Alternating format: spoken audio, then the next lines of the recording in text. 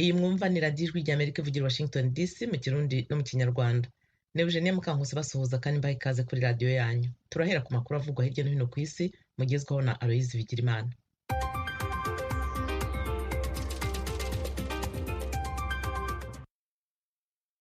Mwaramutse Eugenie, tuyahere muri Afrika. Abasirikare ba Libya bacungera inkengera z'amazi barafashe ubwato bwarimwo abimukira 138 bariko berekeza mu Buraya ejo ku munsi wa gatatu. Igisirikare gikorera mu mazi ca Libya cavuze ko ica kabiri c'abo bimukira ari abanyesudani, abandi basigaye bamuka mu bindi bihugu vya Afrika. Igihugu ca Libya niwo muhora w'abimukira bagerageza kujabuka ku mugabane wa Buraya baciye mu ibahari Mediterane. Amashirahamwe y'abagira neza akunze kudashigikira ko abimukira bafatiwe mu ibahari basubizwa muri Libya kuko baca bafungirwa mu bigo bafatwa nk'inyamaswa. Ku munsi wa mbere ishirahamwe mpuzamakungu ryita ku mpunzi n'abimukira OIM ryavuze ko abasirikare ba Libya bafashe mu minsi ibiri abimukira hafi 1000 bariko bagerageza kuja i Buraya baciye mu bwato.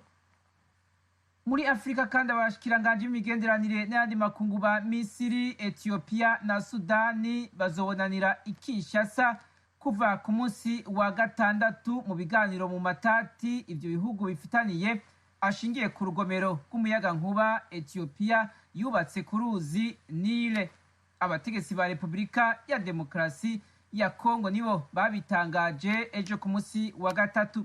Abategetsi ba Kongo mu bushikiranganje bw'imigenderanire hamwe n'ibiro vya perezida bavuze ko uwo mubonano w'imisi 3 uzoburongowe na perezida Felix Tshisekedi asanzwe ari warongoye ubumwe bwa Afrika kuva mu kwezi guheze.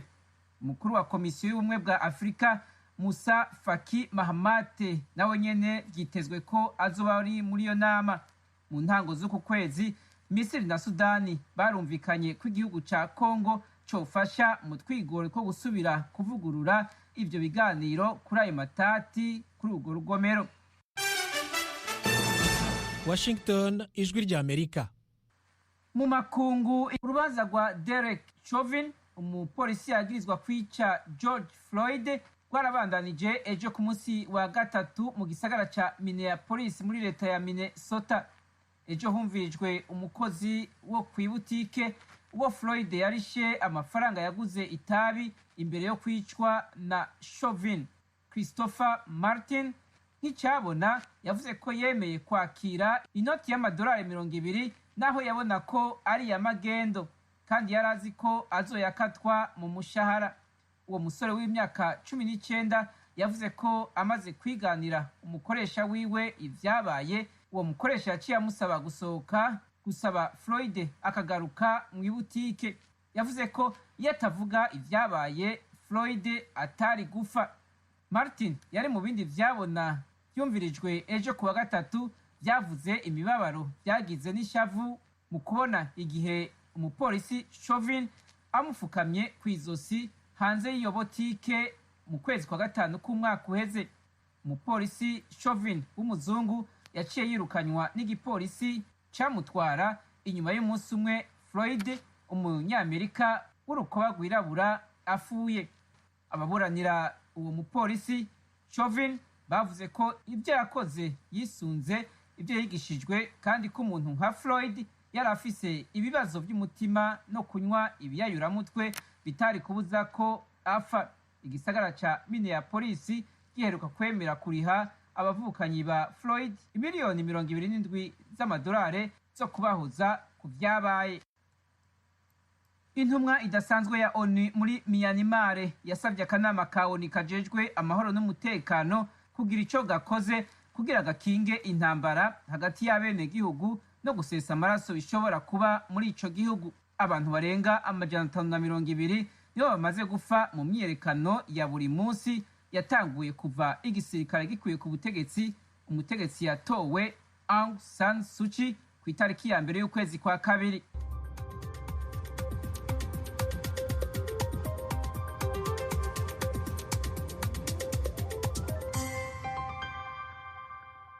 Aloyizi Bigirimana urakoze kutugezaho ayo makuru.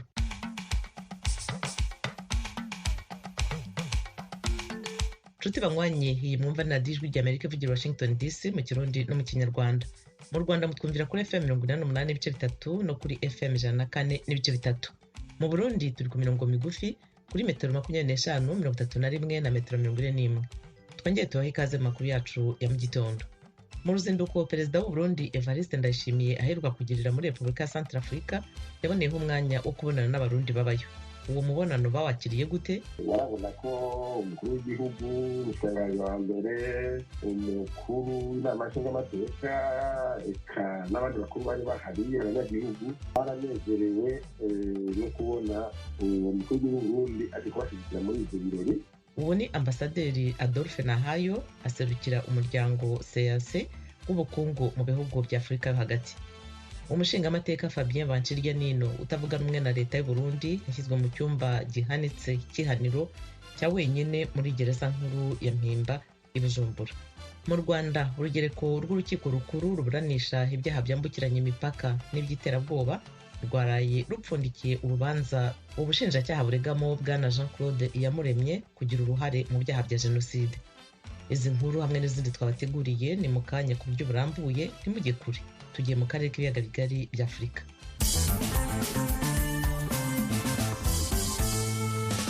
Mu Rwanda urugereko rw'urukiko rukuru ruburanisha ibyaha byambukiranya imipaka n'iby'iterabwoba rwaraye rupfundikiye urubanza ubushinjacyaha buregamo bwana Jean Claude Iyamuremye kugira uruhare mu byaha bya jenoside. Uregwa watanze imyanzuro ya nyuma yasabye umucamanza kuzashishoza akamugira umwere. Umunyamakuru w'Ijwi ry'Amerika Eric Bagiruwubusa afite inkuru irambuye. Ijambo rya nyuma mwiburanisha risoza ryihariwe cyane n'uruhande rwa bwana Jean Claude Iyamuremye uregwa icyaha cya jenoside banenga imyanzuro y'ubushinjacyaha. Abanyamategeko Canisius Karake na mugenzi we Jean Damascene Semanza ndetse n'uregwa batinze cyane ku kunenga ibyavuzwe n'abatangabuhamya bamushinja impfu z'abatutsi mu bitero bitandukanye. Abanyamategeko batangiye babwira urukiko ko ibigize ikirego cy'ubushinjacyaha bituzuye kugira ngo kibashe kuba cyakwemerwa. Bavuze ko Iyamuremye ubushinjacyaha bwamwegetseho ibikorwa byo kwica abatutsi atarabashoboraga kubikora kuko yari umunyeshuri w'imyaka 18 igihe jenoside yabaga. Bavuze ko naho yari buhurire n'abategetsi ngo baganire ku buryo bari butegura ubwo bwicanyi.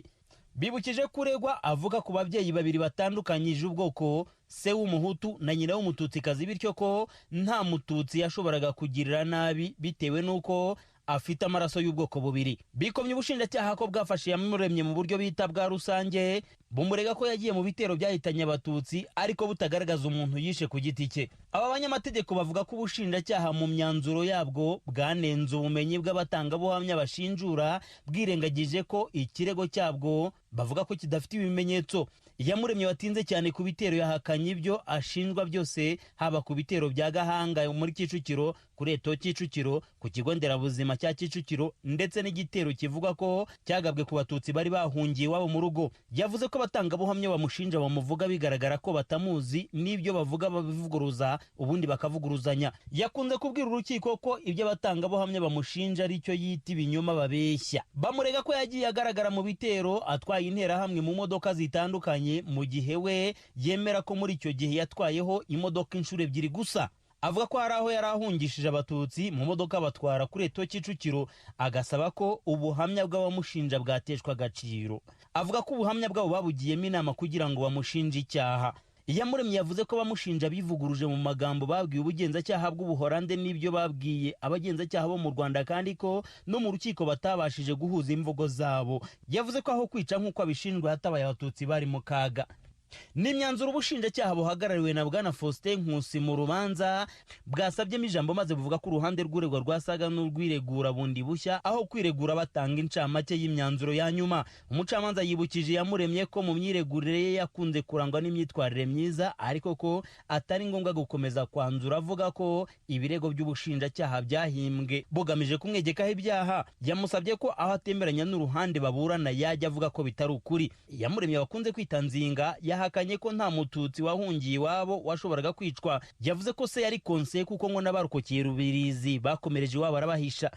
Nzinga avuga ko ikirego cy'ubushinjacyaha kimushyiraho ikintu gisa n'umwijima ku buryo bigira ingaruka ku bikorwa by'ubugiraneza n'umuryango wose wakoze.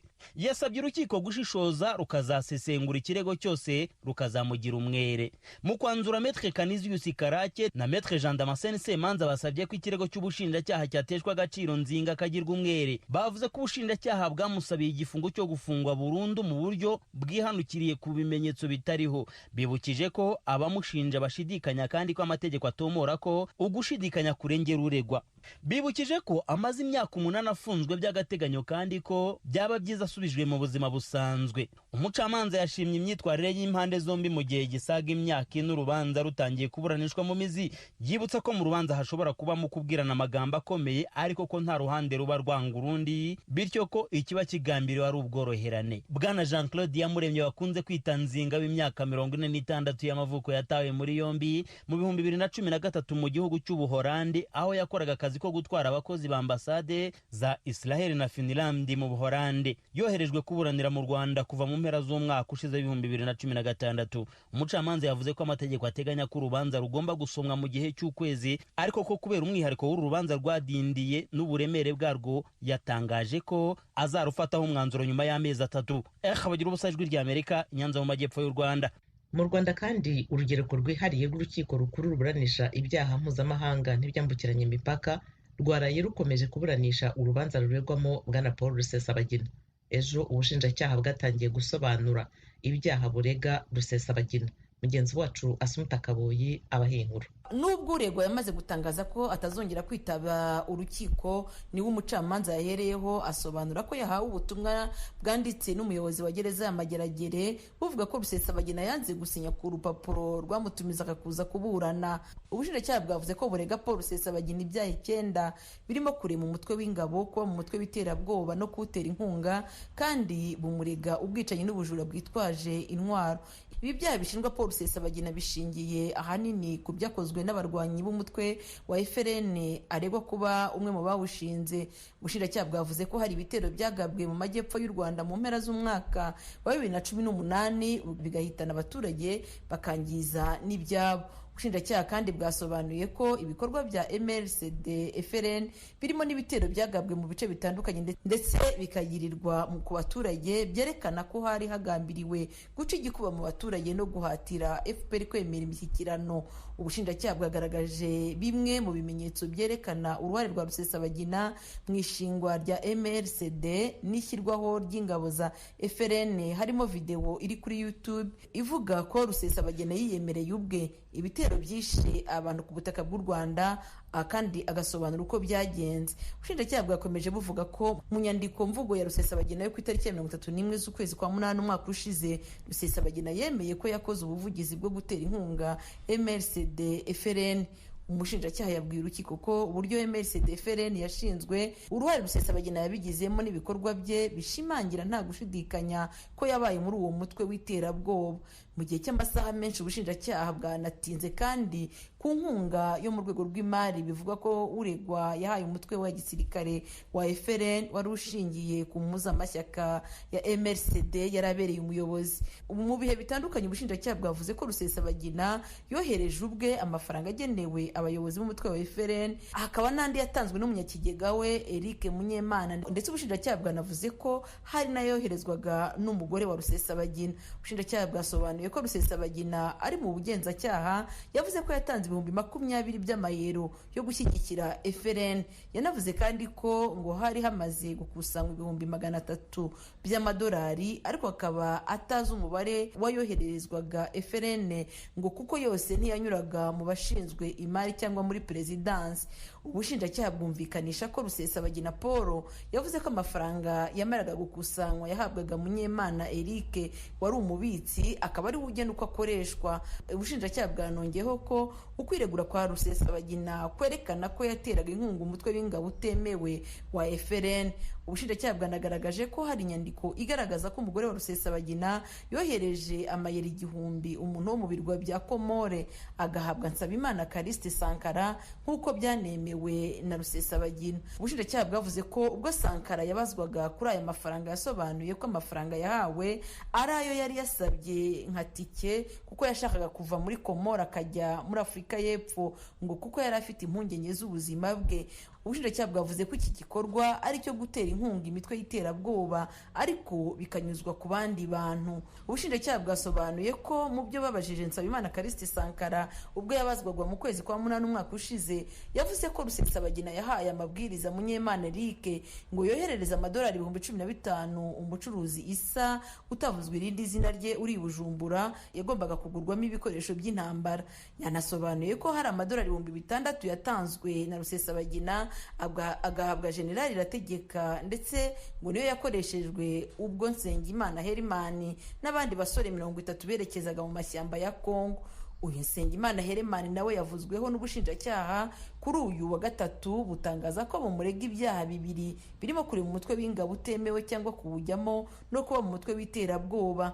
Nsengimana Herman wari usigaye ari we muvugizi wa FRN nyuma y'ifatwa rya Nsabimana anashinjwa kuba yarinjije abantu mu mutwe w'ingabo za FRN. Ubushinjacyaha bwavuze ko inshingano z'ubuvugizi zikomeye mu iterabwoba kuko amagambo avugwa aho imbaraga abarwanyi ndetse agaca igikuba mu baturage. Umushinjacyaha yanavuze ko mu bindi bimenyetso bishingirwaho ari ibiganiro byanyuze ku maradiyo mpuzamahanga ndetse n'amaradiyo akorera kuri murandasi. Ubushinjacyaha busobanura ko mu ibazwa rye Nsengimana yumvishijwe ayo majwi ndetse yemera ko araye kandi ari we wabitanze muri icyo gihe yari muri Repubulika ya Demokarasi ya Kongo.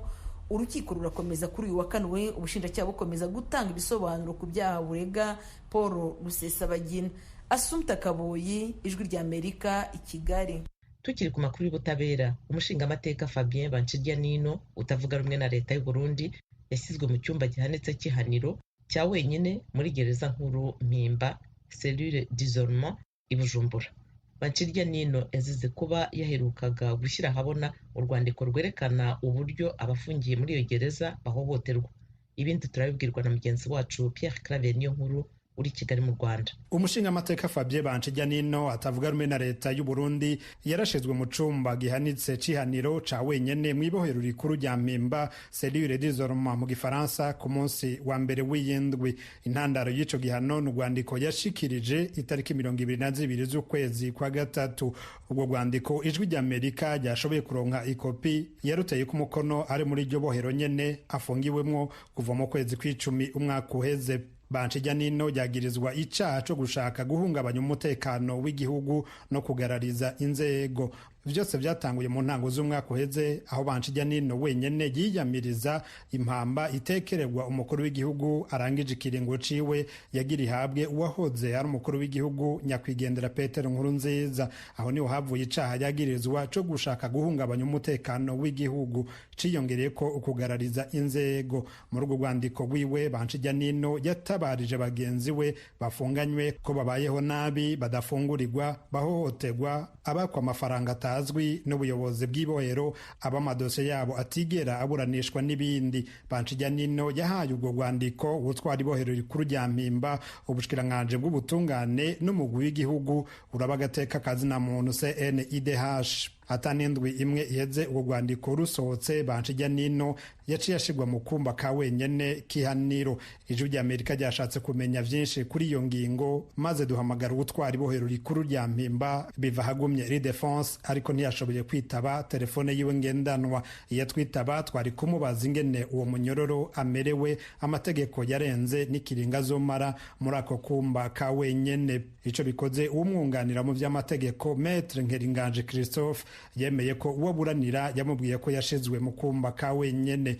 Uwo munyamategeko avuga ko ari hohoterwa rikabije ririko rikorerwa uwo buranira. Asaba ko amategeko yo kubahirizwa agafungirwa aho abandi bari kuko kuri we bibangamira amagara yiwe na nyarirya asanzwe agwaye n'ingwara imusaba gufata imiti imisi yose kubera ingwara y'igisukari diabete. Aha Ijwi ry'Amerika ryandikiye ubutumwa bugufi bwa message kuri telefone ubutwara ibohero rikuru rya Mpimba biva hagumye ri defense kugira ngo agire ico abivuze ko ariko naco yatwishuye. Gusa umuryango wa Fabiano Banshiryanino uramutabariza.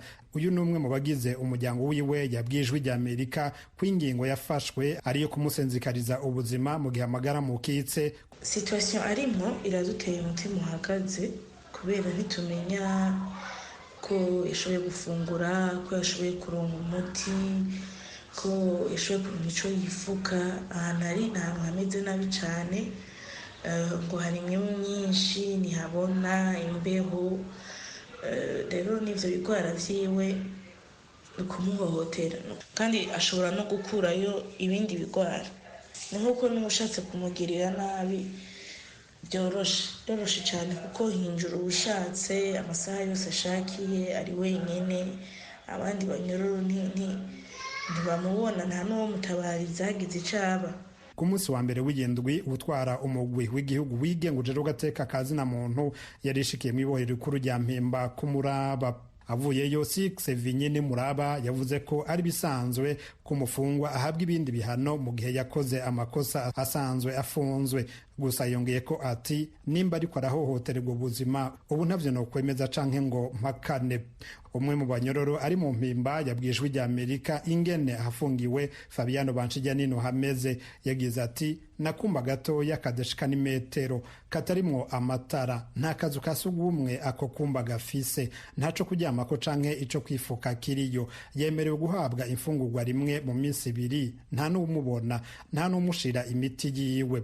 Urunani Kavibe rw'abashingwamanza bakurikirana ivyaha bihanwa n'amasentare mpuzamakungu rubona ko ahubwo uwo yabaye umushingamateka kuva mu mwaka w'2015 gushika mu mwaka uheze yarakwiye gushimirwa kuko yatabarije abagenzi we. Maître Gustave Niyonzima kuri mikro y'Ijwi ry'Amerika. We yanditse ikete aho yavuga ati hari abantu bafatwa nabi birirwa barakubagugwa bakabashira muri iyo izoroma ahantu habonyene ku buryo bavuyeyo bagira ingwara zivuye mu mutwe canke ku mubiri wabo vy'ubumuga. Avugira abandi akababera imbere agaca bihobwa bidaciye mu mategeko, ahubwo yariko bishimirwa ko bakagira amatohoza bakaraba ko ivyo bintu ari vyo, kandi amategeko mpanavyaha atategekanya ico caha. Rero iyo CNDH nayo yarijejwe kuvugira abanyagihugu. Tuca tubona ko ari igishusho kiri mu kwaha kwa pouvoir executif, impartialité ntayirimwo, nta neutralité. N'urunari mpuzamakungu rurwanya ihohoterwa OMCT, Organisation Mondiale contre la Torture, rufite icicaro i Geneve mu Busuwise, rubona ko umugwi w'igihugu ujejwe agateka ka zina muntu CNIDH wirengagije gukingira uwo agateka kiwe kariko karahohoterwa. Umushingamateka yigenga Fabiano Banshijyanino aturuka mu ntara ya Bubanza azwi nk'utajya umunwa mu gushikiriza ijyagona. Yakatiwe gufungwa imyaka 2 n'amezi 2. Pierre Claver Nkuru, Kigali, ku bw'Ijwi ry'Amerika. Perezida w'u Burundi Evariste Ndayishimiye hakubutse mu ruzinduko mu gihugu cya Repubulika ya Centrafrica aho yitabiriye ibirori byo kurahira kwa mugenzi we Perezida Archange Touadera, akanabonana n'abarundi baba muri icyo gihugu. Bamwe mu bitabiriye uwo mubonano bawakiriye bate? Mugenzi wacu Frederic Nkundikije yaganiriye n'umwe muri abo, Ambasaderi Adolphe Nahayo userukira umuryango CEEAC w'ubukungu bw'ibihugu byo muri Afurika yo hagati. Kwifatanya na leta yo ngaha kumutegera ku kibuga cy'indege, barabona ko umukuru w'igihugu, umushikiranganji wa mbere, umukuru w'inama nshingamateka eka n'abandi bakuru bari bahari, abanyagihugu baranezerewe no kubona umukuru w'igihugu Burundi ari kubashyigikira muri ibyo birori, na cyane cyane ko ata benshi babonetse, niyo umukuru w'igihugu wenyine yaje kuri ibyo birori. Urumva rero baramufashe neza cyane. Hanyuma ejo naho mu birori baramutumiye, yinjiriye rimwe n'umukuru w'igihugu nyine yaje gushyigikira, abandi bose binjiye. Hanyuma ni nawe yamukeje imbere y'abandi. Hanyuma n'igihe ageze kuja kwizina umusatsi bari bicaranye begeranye, ukaba urabona kabisa ko ari ibintu afite ikibanza cy'iteka. Nk'uko mubivuze, kuva ku kibanza c'indege gushika n'igihe aja mu birori, ikiringo ca kabiri ca Perezida Faustin Archange Touadera vyaribonekeje ko yaracungerewe cyane rwose n'abasirikare b'u Burundi bo mu rwego rwa Special Forces. Ivyo mubiha insiguro abasirikare b'igihugu ca Repubulika Centrafrica ntibashobora gucungira umutekano wiwe?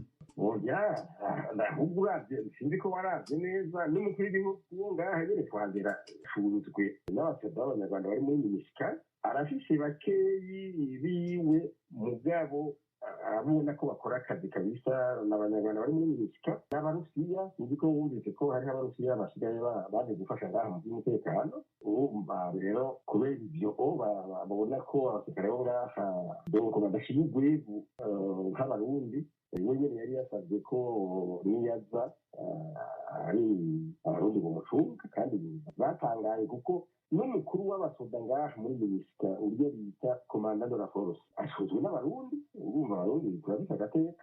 Inyuma y'ivyo birori perezida yarabonanye n'abarundi batari bake bari mu gihugu ca Repubulika ya Centrafrica. Urashaka kutubwira ukuntu umubonano n'abarundi wagenze? Turazi ko mwagize uruhara rukomeye muri uyu mubonano. wagenze neza cyane uko gusa ikona ino n'ahandi hariho kukubureshe kubera indwara ya covid twaramaranye isaha n'igice hanyuma baramutse ingorane zimwe zimwe urabona kera abarundi baza ngaha muri Central Africa ataziza basabye mugabo ngo hariho ngira ngo abarundi batari babizi neza bakora ku mbibe kuri aeroport baratse amafaranga udonga muri Central Africa y'Uburundi umenye yari umukuru hamashitinyo aravuga ngo bazodusubize mu ndumane ikonomista hanyuma baranamubwira yuko byoba byiza kubera ko Uburundi bwakayekana ngaha muri Central Africa kubera abasoda kubera n'abasivili baza gukora muri bijya bita ONG ko hari hakwiye ko Uburundi buronka umuntu abushirikira ngaha atokwitwa ambasaderi mugabo hakaba umukozi nerewe turabikigira ambasaderi zimba kugira ngo mu gihe abarundi bagize ingorane baronke ubitunga kandi no mu gihe abarundi boshaka kuza nk'abagize atunga boshaka kuza bakaza biboroheye ikindi baramutukirije yuko iyo bagiye mu bikonji bavuye ino bipimishije bakabona ko batagwaye covid ariko iyo bashitse mu Burundi bakabagirira confinement ndende birabagora kuko usanga bafite nk'iminsi nyine ikonji bibiri bagaca babwira ko baguma mu mahoteli cyangwa imibira iminsi 10 ugasanga biragoranye icanyuma bamusabye ko kubera ko abasoda bakora neza yosaba ibibanza bikwiye muri Nations Unies ko n'ibindi ko bigenda mu kanya gatoyi ambasaderi nashaka ndabasabe mu tubwire ni ku vyereka imibonano yagize n'inteko z'abarundi ziri muri ico gihugu gucungera umutekano murashaka kuducira ku mayange ikiyago cageze gute babona nyine umunsi mu gitondo kuko ejo yari mu birori hamayakira abarundi b'abasivile yashina zinditse aza kubaraba ahantu hitwa Kibiti ko niho bafite icumbi ikiganiro cageze neza kuko urabona nk'uko narimeze kubivuga abasoda b'abarundi bakora neza cane bose abantu bino bose barabizi mugabo urumva urugamba rwaba ari urugamba kwezi kwa 12 igihe abarobere batera abarundi barabasubiza inyuma mugabo barabuze abasoda batatu yari yagiye kubashigikira abashimira ingene bakora mugabo abashigikira agira ati akazi ko kagenda murabandanya muhagarira Uburundi neza hanyuma ati natwe twasubira inyuma tubwira abarundi ko twarabonye ko mukomeye. Ambasaderi Adolphe Nahayo murakoze cyane gose ku kanya mwahaye radio Ijwi ry'Amerika. Namwe murakoze. Turabaramukije bakunzi namwe banywanyi b'Ijwi ry'Amerika. Mu ntumbero yo kuronka amakuru y'imvaho kandi agezweho dushobora gusangiza n'abanywanyi bose ni ngombwa ko tubandanya gukorera hamwe mu kuronka amakuru yizewe kandi twosangiza abatwumva. Kubera iyo mvo Ijwi ry'Amerika ribasaba ko mwobandanya kudushikiriza amakuru, amafoto, amavideo y'ibibera aho mutuye, aho mukorera, aho mwiga n'aho mugendera. Mwodushikiriza n'ibindi vyiyumviro n'ivyifuzo mufise vyo dufasha kubandanya tubashikira ku nyota y'ibibaraje ishinga mukoresheje urubuga rwa Facebook VOA Radio Yacu canke inomero yacu ya WhatsApp ikurikira *120 2 0 2 4 1 993 Ijwi ry'Amerika ni radio yanyu.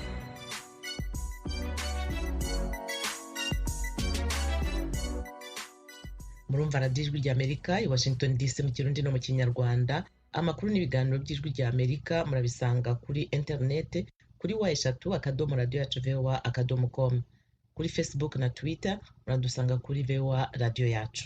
Nshuti mwarimo duteze amatwi, aha niho dusoreje amakuru n'ibiganiro byo muri iki gitondo, ariko tunabararikira ibiganiro byacu bitaha. Tubashimiye rero ko mwahisemo gukurikira radiyo yanyu ijwi rya Amerika. Bakoze kandi bagenzi banjye bose bagize uruhare muri ibiganiro. Byari bihagarariwe na Etienne Karekezi. Fasil Gebehu niwe washyize hamwe amajwi. Kuri mikoro mwari kumwe nanjye Eugenia Mukankusi.